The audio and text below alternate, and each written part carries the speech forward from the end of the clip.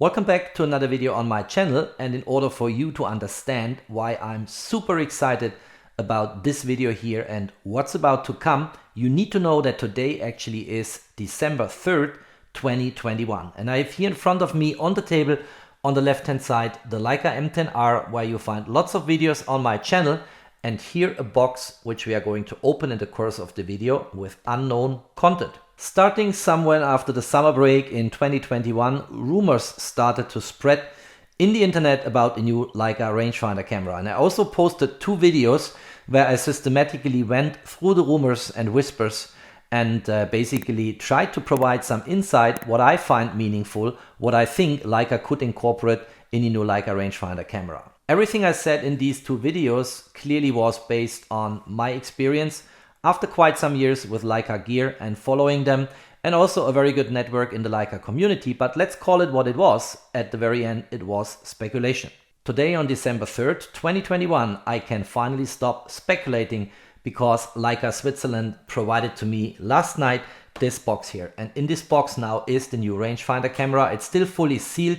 I did not open it yet because I really wanted to provide a live experience on my channel. And that's why I'm so super excited about that video. I don't know at this point in time what the new rangefinder will look like. We are experiencing this together here on my channel.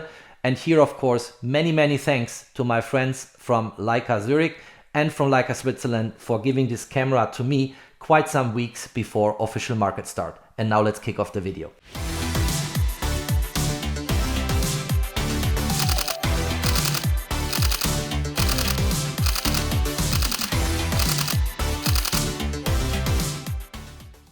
Let's now open this box, and let's do this very carefully because clearly I have to return everything in that box to the Leica store Zurich when my review is done. So I have this camera with me now for the next couple of weeks, which gives me a lot of time to intensely test it. So let's open the tool here. Let's make sure we don't damage anything here. So let's do this carefully.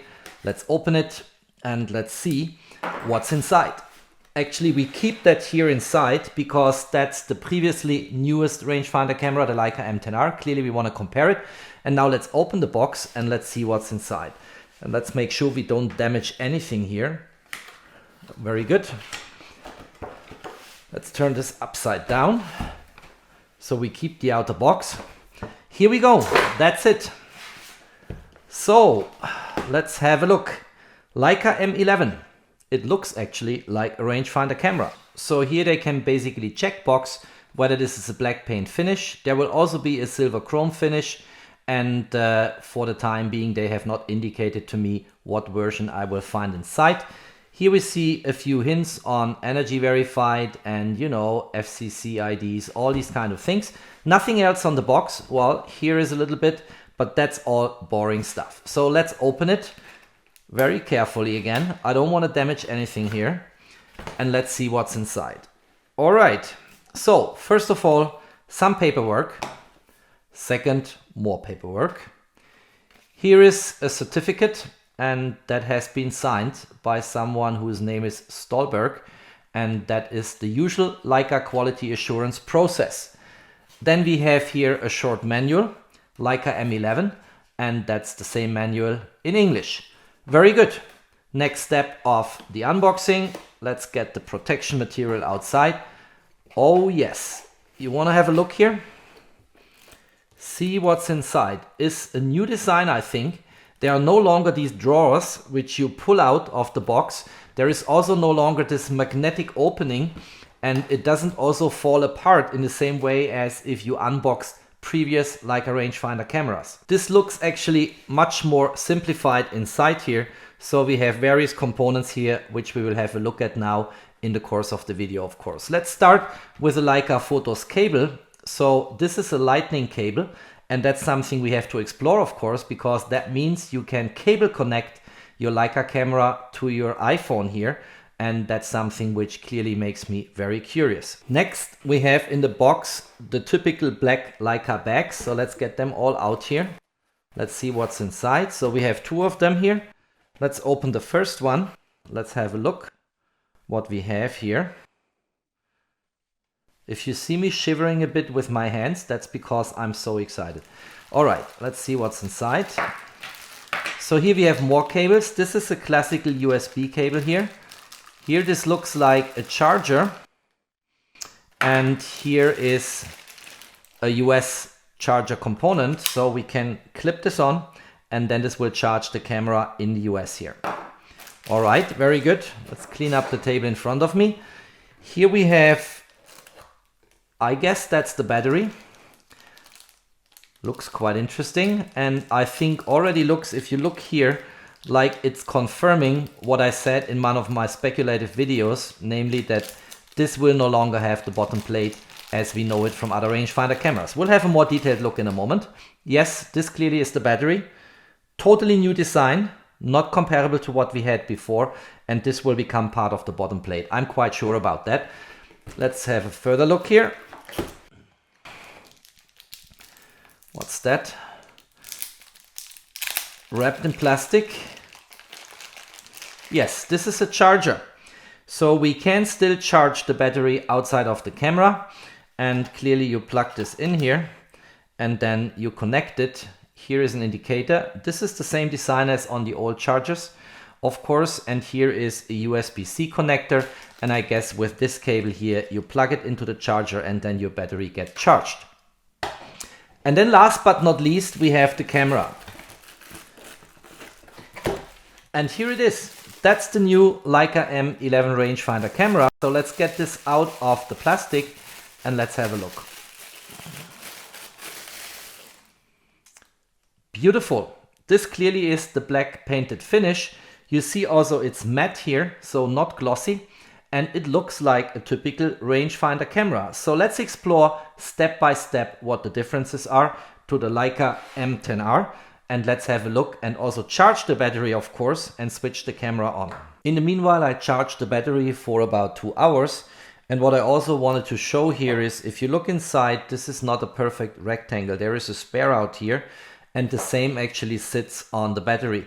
And in this way, you always easily find your way how to plug this in, and then you're good to go. And by the way, the charge LED and the beyond 80% LED, the design is exactly the same as on previous Leica rangefinder chargers. What I also wanted to quickly show on the charger here is how to replace the different plugs for different countries. And you just have to press this button here and then it slides out easily. And then of course shipped in the box was also the European component here. You plug this in, it sits firmly, and then for travel you can disassemble it and in this way have a very flexible working arrangement for charging the battery. And then last but not least, there was one more bag in the box, and that box contains the shoulder strap.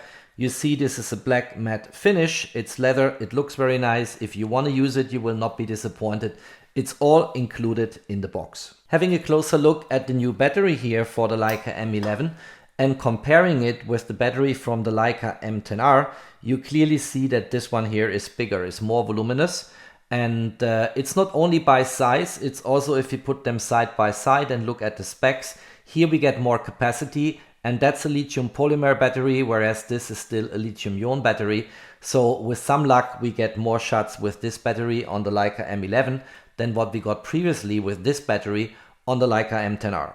Let's now have a look at the Leica M10-R, and I have mounted here my hand grip, but typically you don't have a hand grip here, you just have a bottom plate, and the bottom plate is mounted here at the bottom of the camera body and protecting the battery as well as the SD card. That mechanism or construction feature seems to be history once and for all, because here we have the same look and feel as what you have on the Leica SL2 and the Leica Q. And here's a battery compartment, here is an SD card slot, and if I take now the battery, then it's pretty clear how this fits in. We just slide it in, we push it, and then it sits firmly. And by the way, the build quality of this camera is beyond any doubt really, really cool. And then the ejection mechanism is the same as what you have again on the SL2 and the Q2. I just pull that lever here, jumps out, but it cannot accidentally drop. I have to give it another gentle push and then it slides out. And that's the mechanism we know from the SL2, from the Q2, and it's the mechanism I forecasted in my videos quite some time back when these rumors elevated in the market, and I came up with my own thoughts what I consider to be likely. And since we have it on two very successful Leica cameras already, why not getting rid of the bottom plate and having here this SL2 Q mechanism which works so nicely.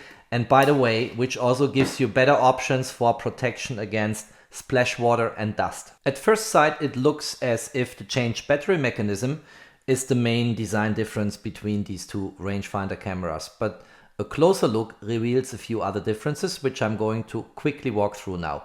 And don't be misled by size here. This one here has the hand grip mounted, and you see it here, the hand grip lifts up the camera a little bit. So from a dimensional perspective, these cameras look like being exactly the same.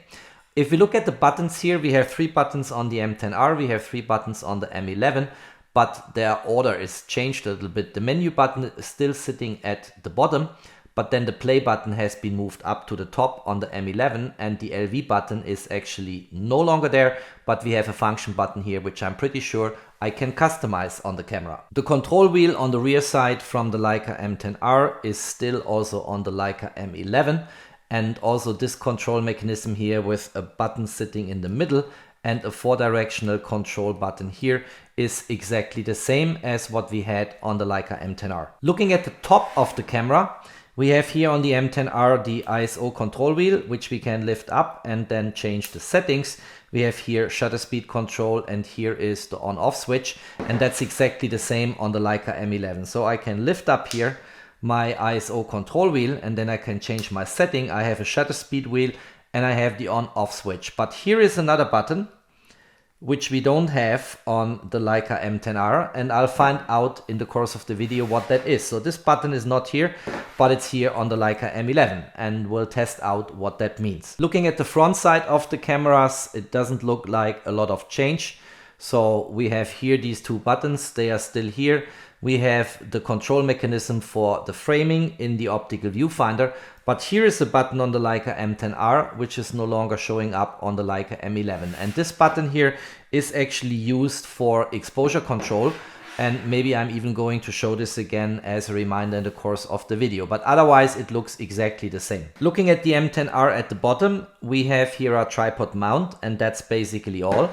Doing the same exercise for the Leica M11, we have a tripod mount, but we also have here a USB-C port, and I guess that's where this cable comes into play when we talk about Leica FOTOS App on the iPhone. And I could bet that this cable goes into the camera body here, because there is no other option on the camera body and there is no option on the Leica M10R.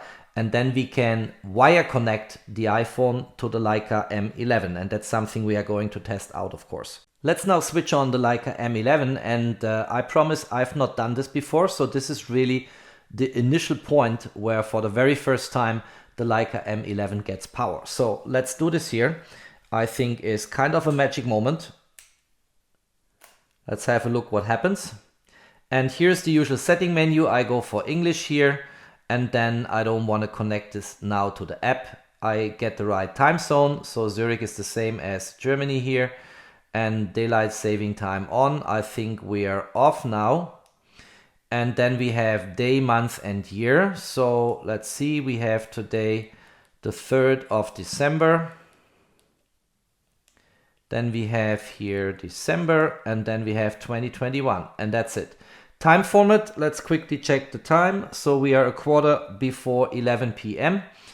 So we go here to 10:45. By the way, this is 24 hours, so we should go here to very likely 22. Very good. And then we are good to go. 45. Yeah, it's exactly 45. Done. And the camera is set up. I have now mounted one of my most favorite lenses from the Leica M lens lineup on the Leica M11, namely the still quite new Aposomicron M35mm f2.0. It's an aspherical lens, it's a fantastic lens.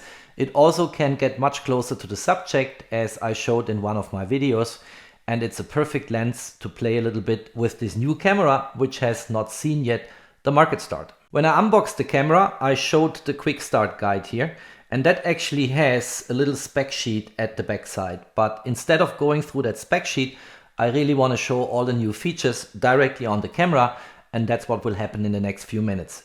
The first significant change, if we compare the Leica M10R with the Leica M11, is the menu setup. And if I push here the menu button, I actually get favorites, which I can select, and then we get here the pages of all the settings in the menu. And that changed in the Leica M11 in an expected way, because here, if I push the menu button, I get into the status screen with quick access, which we know from the Leica SL2 and the Leica Q2. If the Leica M11 is taken out of the box, there is no favorites page like we had it on the Leica M10-R, but that can be customized. So let's first have a look here. We have the status screen, then we have the pages, so page number 1, 2, 3, 4, 5, and so on. But in the same way as on the Leica SL2 and the Leica Q2, we can bring back the favorites. And the way to do this is to go to page number 3, go into custom control, and then go to edit favorites. And there are lots of options here to choose from.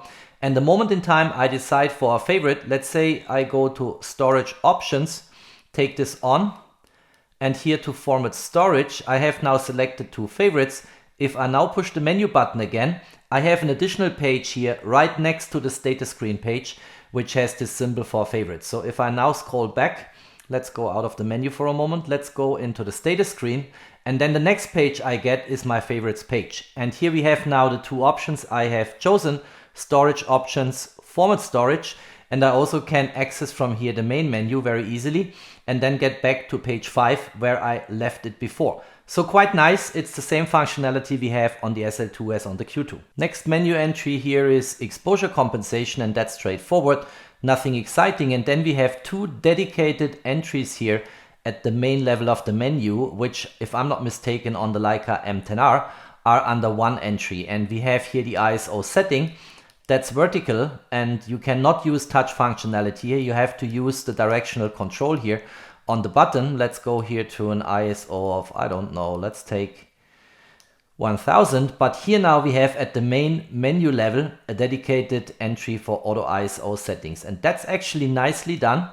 And I'm going to show this quickly. So here is your setting for maximum ISO. You can go for it with the control button here. You see the red numbers changing, but you also have a nice slider here which you can use. Let me try to grab it, and you see how the numbers are changing. And Leica M10R shooters, they know this. On the Leica M10R, this is all coming in vertical menus, no touch functionality. You just have to use the directional controls here. Here you can now actually use touch functionality and have a very quick access, and in this way also leverage what is built in terms of touch. Quite nice. Then we have here the shutter speed limit, and that's working in the same way. So we can here go also to the usual rules of thumb: 1 divided by focal length, 1 divided by 2 times focal length, and so on. Quite nice. And then we have the same functionality for maximum ISO for flash and shutter speed limit for flash. Going back into the menu here, let's go to the next page. So here we have white balance, and I think the most interesting new feature here is the gray card feature, which is working in a more intuitive way than what we had on the Leica M10R. Let me quickly illustrate how this new functionality is really working. So in order to do this, let's go back to live view. And in live view, and if we go into the status screen, there is a dedicated soft button here. It's currently on auto white balance. Then we have all the usual settings here. And if I go to gray card and touch again, I get a little cross which I can move around on the screen. And that's some functionality we have seen with other camera brands on other cameras, and now it's measuring actually at the gray door here, and that looks pretty okay. It would also look okay if I measure here at the white background wall bricks, and that's kind of how my white balance should appear. But if I move, for instance, to the background LCD TV, it gives me, of course, the completely wrong white balance. And that's a very intuitive feature. It's very intuitive to measure your white balance in this way and to use the right reference point. Next we come to file format. That's the usual suspects. We have DNG RAW, we have DNG and JPEG, and we can also go for JPEG only.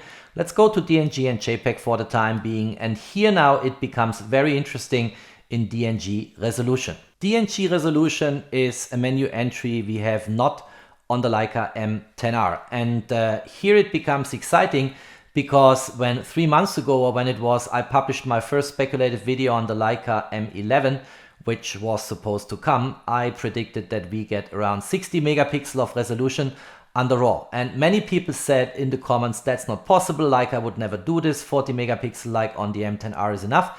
But et voila, here we go, 60 megapixel is the highest resolution. We can also go for RAW files with 36 megapixel, and for those who only want to work on social media, we can go for 18 megapixel. And now the interesting question, of course, is How is this much higher resolution compared to the Leica M10R performing? How much many more details do we get in images? And then if I go to a lower resolution on RAW, will it actually improve the noise behavior in the images at higher ISO values? And that's something I'm going to test out, but I will do this in a separate video, so stay tuned and don't miss my assessment on what you get in addition if you have these 3 different resolutions compared to the Leica M10R, and if you can go up to 60 megapixel instead of 40 megapixel. The next setting is JPEG settings. That also changed in the appearance here. So if you want to look in the M10R for a moment, let's go here to JPEG settings. Then we have resolution, and then we have contrast, sharpness, saturation, and monochrome. And that changed now here in the same way as we know it from the SL2, for instance. So we have first of all the JPEG resolution. That's accordingly 60, 36, and 18 megapixel. But we also have here now noise reduction. And we have film style, and that's something we know from the other Leica cameras, so the SL2 and the Q2. We have standard, vivid, neutral, monochrome, and we can also customize them now by contrast, sharpness, and saturation. So here we have a slightly different menu structure when it comes to JPEG settings. I think I can make that statement in general that the SL2 and the Q2 actually found in many features its way into rangefinder cameras, not only with that new battery mechanism, which you saw at the beginning of the video after the unboxing, but also in the menu structure. Same here on auto review, you have kind of the same as what you have on the SL2 and the Q2. And now here is a feature which many people have asked for a long time, and that's noise reduction enabling and disabling. And that's something we have not had on rangefinder cameras so far. The camera was always doing a noise reduction, in particular after long exposures and basically using a dark frame procedure. That's no longer necessary here. You can also switch this off and in this way have not the camera internal noise reduction active, and in particular save time if you do long exposures, because typically if you have noise reduction on, you always had to wait for the same time interval than what your shutter speed was set to on long exposures. Let's move on to page number 3, and here is another very interesting new feature, namely the shutter type. And here we can now go for mechanical, which is what rangefinder cameras always have been about, mechanical shutter. But we finally have, for the very first time, it's a premiere here, we have an electronic shutter in a Leica rangefinder camera. And that's totally new. It's nothing we've seen before. And it also enhances the range for shutter speed dramatically. And I want to test this out, of course, because typically on electronic shutter, you have the rolling shutter effect. And here's an example how this looks like on the Hasselblad X1D Mark II. You see how diagonally distorted this drum is here, and that is an effect you don't want to have with an electronic shutter. And whether you have it or whether you don't have it depends on the readout time of the sensor in combination with the data processing speed and the processor or the central processing unit of the camera. Now, what's the shutter speed range we get on that new camera if we have, in addition to mechanical, also electronic shutter? And very likely it will go much faster. The spec sheet, which is the last page of the quick start guide I showed before, doesn't give me these specifications, and the camera has also not introduced to market. So there is no Leica promotion out there where I could look this up. So let's try to find out ourselves. Let's go to mechanical shutter first. Let's go into the status screen. Let's choose shutter speed here, and let's make this as fast as possible. And the fastest here is with the mechanical shutter 1/4000 seconds. And that's the same on the previous Leica rangefinder cameras, 1/4000 seconds. And sometimes if you have a very fast lens and shoot widest open, this is not fast enough and you needed an ND filter in the past. Now if we go to electronic shutter, which I'm going to change now here, electronic, I will very likely get a much faster shutter speed. So let's try this out. Sorry, I'm randomly pushing around buttons here. So 1/4000 seconds, and now I can go as fast as 1 divided by 16,000 seconds. And that's super fast if the readout time of the sensor is quick enough, which I'm going to check in a separate video. So stay tuned, and I will deal with rolling shutter effects and whether this camera under electronic shutter has severe rolling shutter effects, or actually you can use it under most shooting situations. Going back to the menu, clearly we can also go here. Let's go back to page number 3 on hybrid. And then I guess, let's try this out. If I go back here, I have the full range. So, and the moment in time I cross and become faster than 1/4000 seconds it automatically switches to electronic shutter. And that's basically the setting I would recommend and I will use for myself. If I get my own unit of the Leica M11, I will take it to hybrid because that gives me the full range. Flash settings is the next one. I want to skip that. You have here the shutter speed limit for flash in the same way as I illustrated before. Under ISO you saw similar settings. Let's skip that for a moment. And here's a new feature which is already incorporated in the Leica Q2 for instance, but you can now also have it on the Leica M11, so our rangefinder cameras, and it's independent of the lens. You can choose here between 1.3 times and 1.8 times digital zoom, and that very likely will be based on a crop into the full frame sensor. The best way to incorporate this is to actually customize one of the buttons. So here on top in the upper right hand side corner we have that top side button, and here we have the FN button. So let's illustrate this for a moment on the FN button. If you want to choose to have digital zoom, let's press and hold the button, and then we get here a bunch of options which we can use to customize that button. And here was just the digital zoom. Now if I push that button, which I just pre-programmed to be associated with digital zoom once, I get 1.3 times digital zoom, and if I push it again, I get 1.8 times digital zoom. So let's go back into the normal setting. Let's take a shot and let's have a look at that. So we go to play, and then we have here, I think, a very nice picture. The foreground is sharp, the background is a bit fuzzy, the aperture is at f4, and that's the full frame. Now if we take the same picture with 1.3 times, it will crop in automatically, and we take the picture. You see how it cropped in, very nice, it worked. And clearly you have a cropped image now with a reduced resolution. And it also shows you here that this is times 1.3. Let's push the FN button again to 1.8 times. Let's take the shot. And now this is even more cropped in the way you would expect it. So quite nice if you want to use digital zoom. It gives you a bit of additional flex. I'm not someone who works with digital zoom, and it typically also doesn't touch the RAW file. I just can crop into the RAW file in post. I don't need this on the camera, but if for your image composition that is better, then here you have the optionality to go for a digital zoom. By the way, in the same way as I customize the FN button, I customize the top side button. So if I press and hold, I get a bunch of options here, and then I can choose whatever I like. For instance, if you are someone who likes to shoot time lapses, then maybe interval shooting is a good option here. And then if you are in live view and you push that button, it takes you directly into the attached menu for interval shooting. Quite convenient, quite nice. Okay, so now let's move on to another very interesting feature, which by the way I forecasted in my speculative videos some months back. And that's storage options. And what we find here is that we have now IN, which stands for internal memory, and that's a 64 gigabyte memory. And we have the memory on the SD card. And that is something I highly appreciate, because typically I shoot with cameras who have 2 SD card slots or 2 compact flash cards.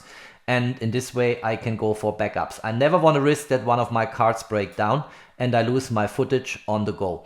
And that's why it is so important to have a second storage option. Now in these small rangefinder camera bodies, there is very likely no space for 2 SD cards. So Leica decided to go for an internal storage option and for the SD card storage. And that's super convenient, and as I said, is something I predicted will come, because that's something many people mentioned to Leica many times. We need 2 storage options for backup or also for run over. If one card is full, it automatically starts to fill up the next storage options.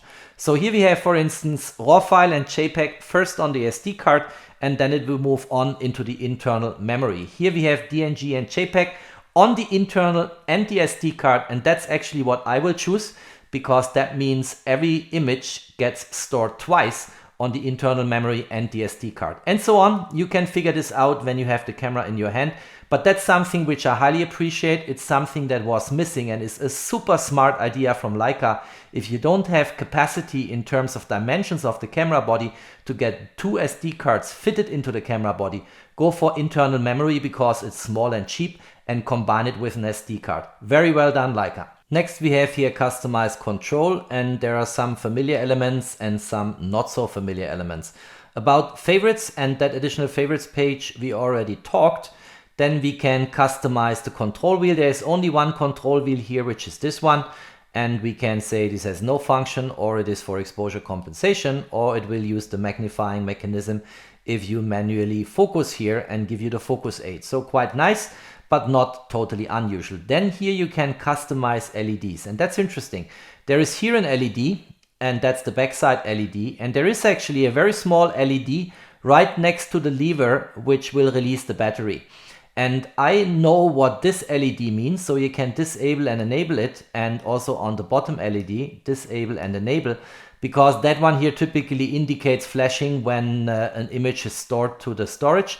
But on this one, I didn't find out yet what the bottom LED is doing. Maybe in the course of the video I will, so we'll come back to this. But that's something we have also not had on the Leica M10R, and clearly is new. Moving on, capture assistance, we have here profiles. We also have here exposure preview, which is very nice to have it on permanent, because then it permanent shows you in live view what your exposure really is. Otherwise you can use the shutter button half pressed, which might save some power of the battery. You can also switch it completely off, but I think permanent is right here. And then focus aid automatically or manual, which means you get, for instance, focus peaking, or you get the magnification the moment in time you start to focus on the lens. That's all well-known features here. Let's move on. User profiles is kind of the same as what we have on other Leica cameras. Display settings, quite nice. Photos app, we'll try to connect it via the cable in a moment. I don't know if the Leica Photos app on the iPhone already incorporates the new features. And then here we have another interesting feature related to what we saw before on internal storage versus storage on the SD card. And here you can really manually transfer files. And if I go into that and I can say I want to backup memory, for instance, if I store my files in that menu entry we saw before on the internal memory, I can also manually copy them to the SD card. And that is something which I appreciate, quite nice. You can also format your storage, of course, in the same way as what you did before when you had only one SD card in the camera body, and you can format the internal memory as well as the SD card. Moving on, we have here camera settings. And if you remember when I just unboxed the camera and we had a look and compared it with the Leica M10R, I showed the USB-C port at the bottom of the camera. And what we find here now is USB charging on.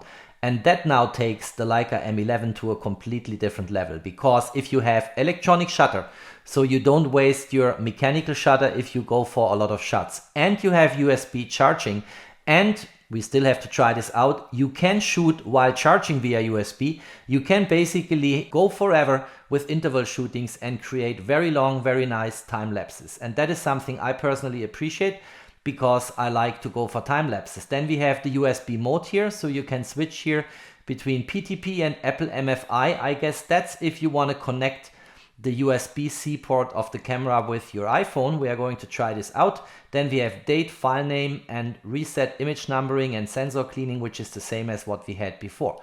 Camera information, I'm currently on firmware 1.1.0. It's not unlikely that the moment in time they launch the camera, they will come up with improvements on the firmware. Very likely there are a few minor bugs in it, but I have not found any so far. That looks good. And then you have the usual other information which we know already from the Leica M10R. Here's language, then reset camera, and I think that's it on the menu. So significant improvements, much faster shutter speed, much higher resolution of the sensor, what have you. In many ways, it's a totally new rangefinder camera, but it still looks like a rangefinder camera. It's still the same outer appearance as what we know from the Leica M10R, just we have a much improved battery mechanism. I personally like the battery mechanism from the Leica SL2 and the Leica Q2 very, very much, and it's a nice idea to incorporate this into the Leica M11. The last thing I wanted to try out is using this cable here, which I showed at the unboxing, with the lightning end to go into the iPhone. And for this, I have just installed here the Leica FOTOS app. And if I open this up, let's swipe down and let's see what happens if we connect that to the camera. So first of all, the USB port is kind of here. So let's get this plugged in. Very good. And then let's plug this into the iPhone and let's see if something happens already here. But here we get a very interesting message, and it seems this will not work at this point in time. I could start here to add a camera, but the only options I get at this point in time, as I said, we are weeks before official market start, is the Leica S, Leica SL, M, Q, TL, CL, Delux, Velux, Celux, and that's it. So there is no connectivity yet provided for the Leica M11, and we cannot connect it. What we see nevertheless is that it basically has here already a connection symbol. So that means it recognizes that this is connected via USB to my iPhone here. And as we also saw before on, I think it was camera settings, let's go there. We can choose here Apple MFI or PTP, so that is all prepared. So my guess is that with the market launch of the Leica M11, we'll get that cable functionality in the Leica FOTOS app, and then we can use this for remote shooting and probably enjoy a much more stable connection than if you would go via Wi-Fi and Bluetooth. I hope you liked that video. I really tried to present all of the new features of the brand new Leica M11. As I said, this was recorded weeks before official market launch, and clearly we'll get more insight when Leica finally reveals their new rangefinder camera. We'll also get an update, I guess, to the Leica FOTOS app, so it's working with the lightning cable here or lightning to USB-C. And what I will test out in the next days, of course, is noise behavior, resolution, how much detail do we really get in the images compared to the Leica M10-R. I'm super interested in testing out the electronic shutter and whether we see any rolling shutter effects. And all in, I will come up with a bunch of new videos on this brand new Leica M11. If you liked that video, don't forget to drop me a thumbs up. Stay tuned on my channel, there's always more to come. Stay safe and healthy, and of course, peace out.